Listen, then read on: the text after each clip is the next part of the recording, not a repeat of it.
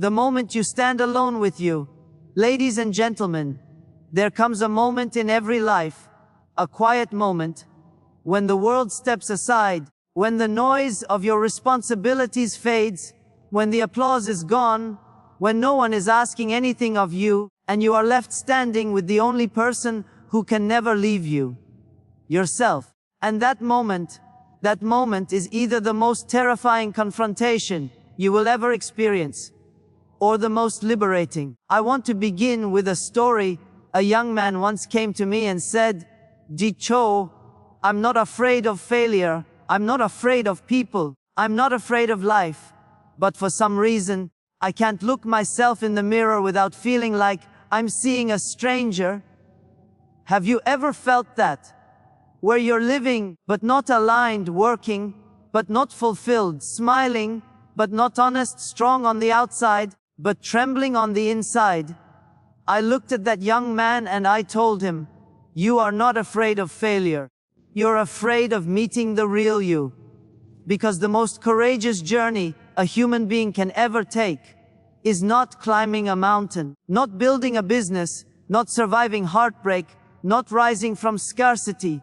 Though these are all noble, the greatest journey is the one inward, the courage to face yourself.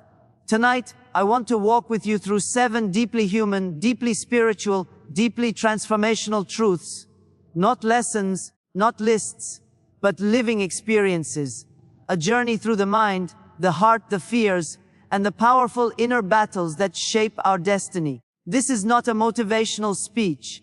This is an awakening, a conversation between your spirit and your potential. Let us begin. The courage to admit what you feel. The courage to admit what you feel is the very beginning of transformation, the spark that ignites every meaningful change, the quiet internal revolution that must take place before any external victory ever appears. Most people think courage is loud. The roar before the leap, the shout before the battle, the declaration before the world. But the greatest courage is silent. It happens in the moments no one sees, when you are standing face to face with yourself, when there is no audience, no applause, no spotlight, when the only voice you hear is your own trembling truth asking to be acknowledged. You see, the hardest person you will ever confront is not an enemy, not a critic, not a stranger, but the version of yourself you have been avoiding. That version that carries the fears you never admitted, the disappointments you never unpacked, the wounds you never tended, the dreams you buried because you didn't think you were worthy of them. Many people go their entire lives never meeting the real self underneath the layers of identity they built for survival. But growth begins the moment you say, "Enough pretending, enough hiding, enough masking the ache with distractions." To admit what you feel is to stand unfiltered before your own heart and say, "I am." The truth is, emotional avoidance has become the modern comfort zone. It is easier to say, "Fine," than to say, "I'm hurting." It is easier to stay busy than to slow down and feel. It is easier to distract yourself with work, entertainment, social media routine, than to sit still long enough to hear the truth whispering behind your ribs. Why? Because once you admit how you feel, you can no longer lie to yourself. And when you can no longer lie to yourself, you must make a choice to change. And change requires effort, discomfort, accountability. That is why admitting what you feel is an act of bravery. It demands stripping away illusions. It demands confronting the loneliness, the fear of failure, the insecurity of not being enough. It demands looking your inner chaos in the eye and choosing not to run.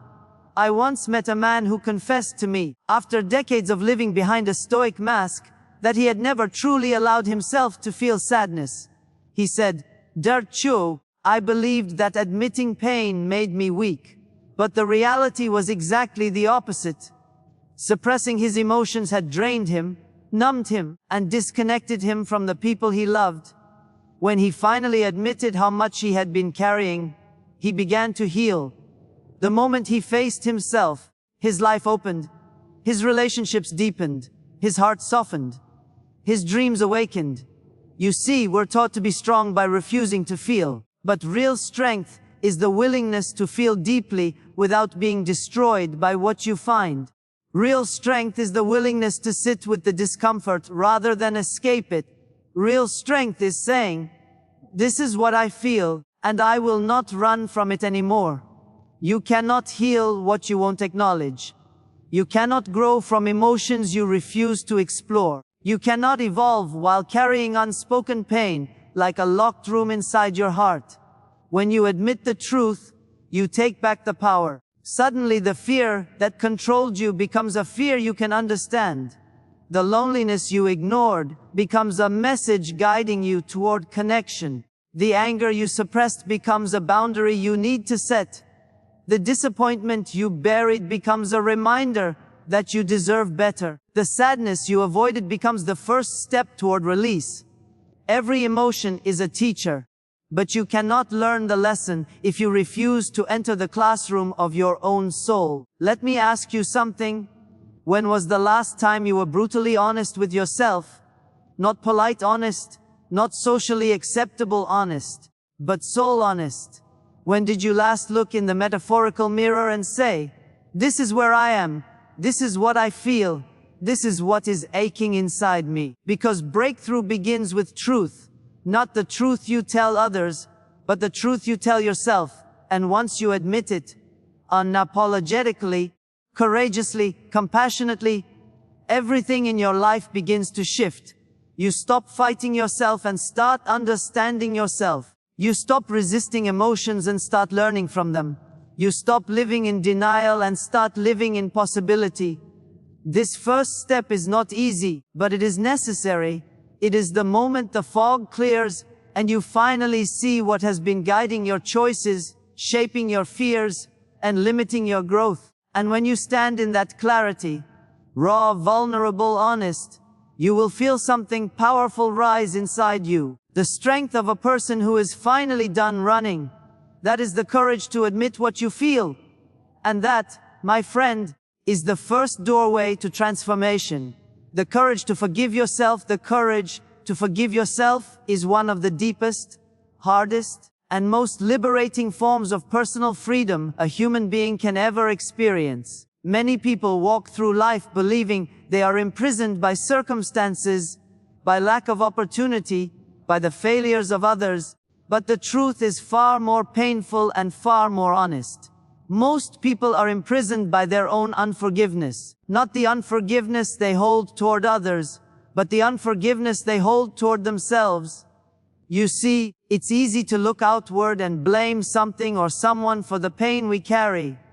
But the real battles, the ones that keep us awake at night, the ones that sit heavy on the soul, are the battles we fight with our own reflection. Mistakes you made years ago, words you should have spoken, choices you regret, relationships you mishandled, opportunities you missed because fear had you by the throat, dreams you walked away from because you didn't believe you were worthy. These are the silent weights the heart holds onto long after the world has forgotten. Self-forgiveness is courage because it demands that you stop running from the version of yourself you once were. It demands that you face your past without drowning in it. It requires seeing your imperfections not as proof that you are unworthy, but as the evidence that you are human, evolving, learning, stumbling, growing. The truth is, you cannot become your highest self while punishing your former self. Too many people carry emotional scars, not because life refused to heal them, but because they refuse to let go. Shame becomes a home, guilt becomes an identity, regret becomes a daily ritual, and slowly, silently, the weight of yesterday steals the hope of tomorrow. I have spoken with people who achieved success on the outside, wealth, recognition, influence, yet they lived with a private misery because they could not forgive themselves for moments no one else even remembered. They were imprisoned not by what happened, but by the meaning they assigned to what happened. Let me tell you something from my heart to yours. There is no mistake you have made that is greater than the person you can become. Read that again in your spirit. You are not defined by the chapter you regret. You are defined by the courage to write the next chapter courageously, intentionally, and truthfully. The fact that you regret your past is proof that you have grown beyond it. And if you have grown beyond it, then why continue punishing yourself for something a younger, less aware version of you did? You wouldn't punish a child for not knowing algebra. Why punish your past self for not knowing what your present self has now learned? Forgiveness is not saying, what I did was okay. Forgiveness is saying, I am no longer willing to carry this pain. It is the emotional detox your soul desperately needs, but you've been delaying because part of you has believed you deserve to suffer for your shortcomings. My friend, suffering is not transformation. Suffering is not correction. Suffering is not redemption. Suffering is simply a loop, an endless replay of a memory that no longer deserves power over you. There is something spiritual that happens when you forgive yourself. Your energy shifts. Your heart lightens. The world becomes less threatening. The future becomes more welcoming. The voice in your head becomes softer, kinder, more patient. You begin to see possibility where before you saw punishment. You begin to see lessons where before you saw loss. You begin to see growth where before you saw guilt. Self-forgiveness is not weakness. It is wisdom. It's the awareness that holding on to shame does not make you righteous. It makes you stuck.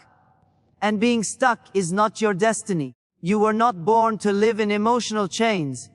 You were not created to be the prisoner of your past. You were designed with the divine ability to rise, to rebuild, to renew. But rising begins with releasing. Releasing begins with forgiving. So tonight, I ask you, gently but truthfully, what part of your past still owns a piece of your heart? Which version of yourself have you kept locked away because you are afraid that acknowledging them will reopen old wounds? And what if, instead of reopening wounds, you could heal them? Healing begins with forgiveness. Forgiveness begins with courage. Courage begins with the moment you say, I deserve to be free.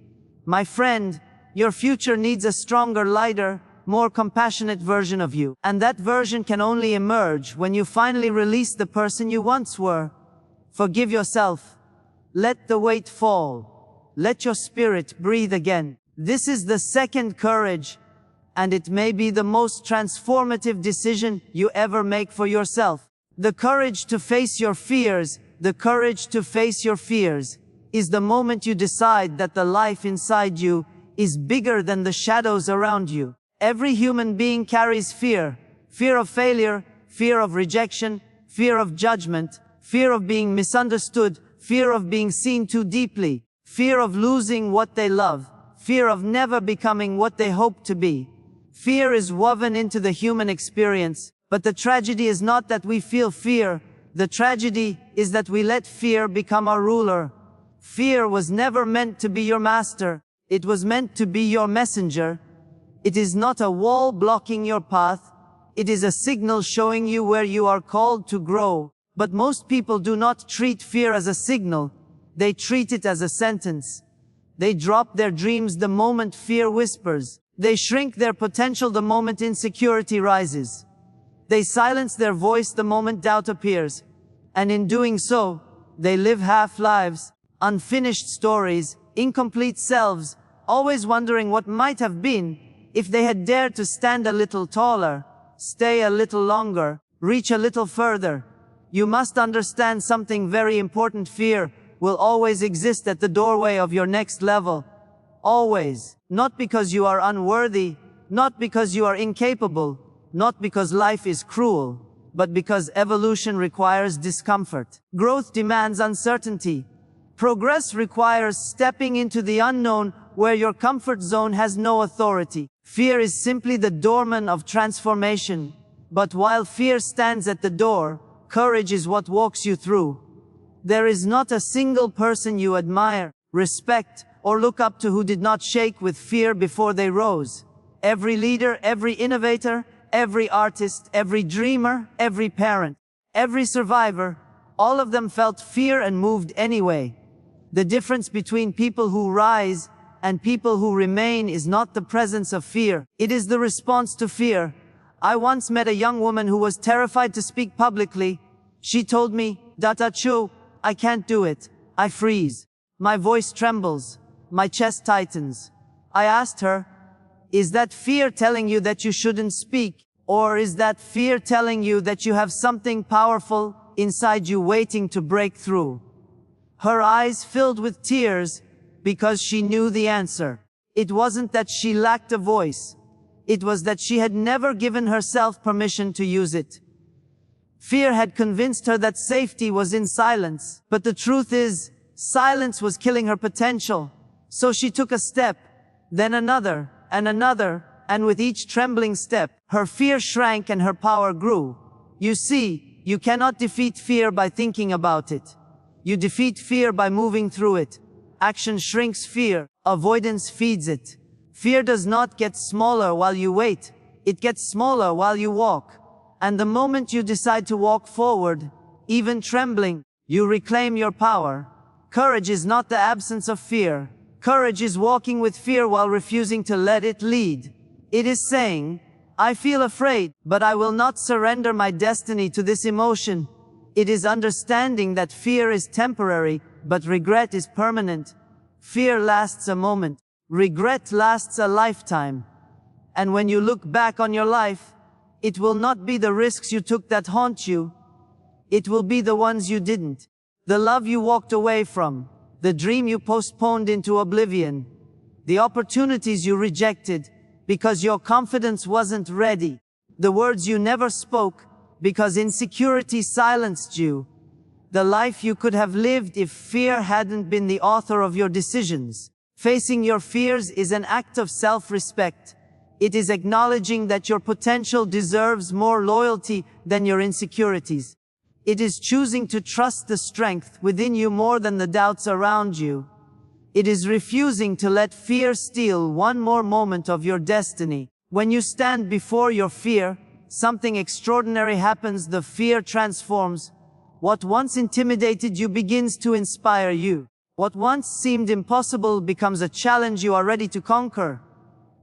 What once felt like a threat becomes a pathway. You become a different version of yourself, more resilient, more awake, more capable, more alive. Let me ask you something from the depths of my heart to yours.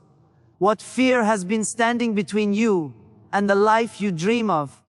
What unspoken dream have you delayed because fear convinced you that you weren't ready? And what if, just imagine this for a moment, what if the life you are meant to live is on the other side of that very fear?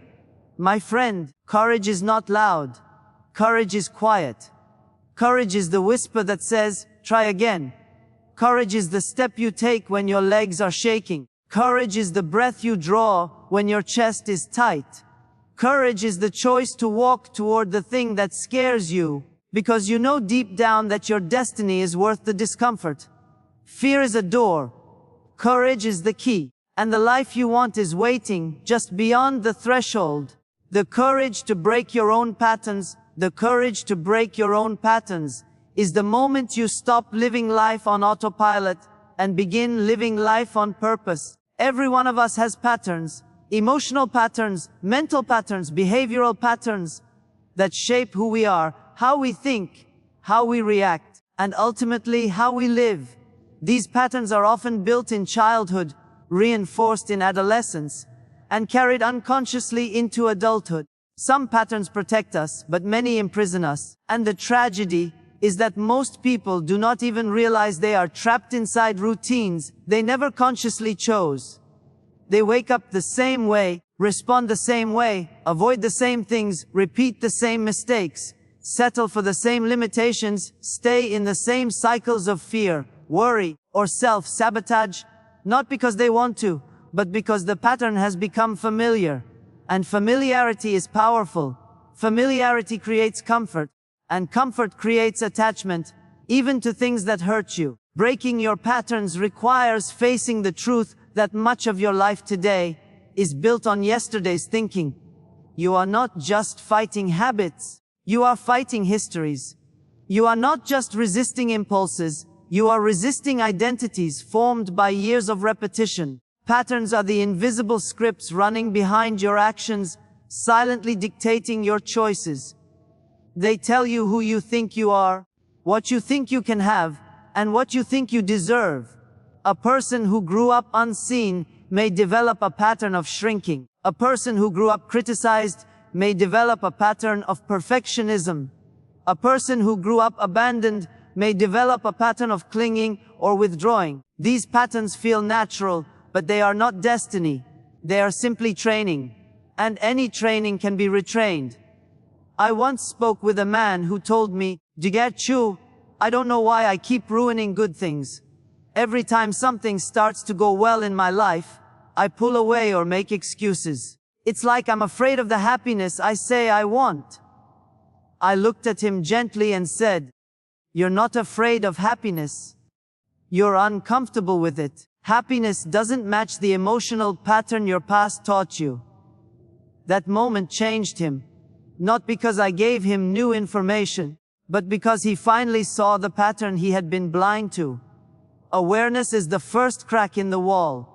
You cannot break what you cannot see, but once you see it, truly see it, you can no longer pretend it isn't there. And that awareness becomes the beginning of transformation. Breaking your own patterns requires bravery, because it means stepping out of the emotional home you've always lived in. Even if that home is painful, it's familiar, and the brain loves familiarity more than it loves growth. That's why change feels uncomfortable. You are stepping out of an emotional environment your nervous system recognizes. But listen to me. Discomfort is not danger. Discomfort is the feeling of rewriting yourself. It is the sensation of growth, stretching your emotional muscles.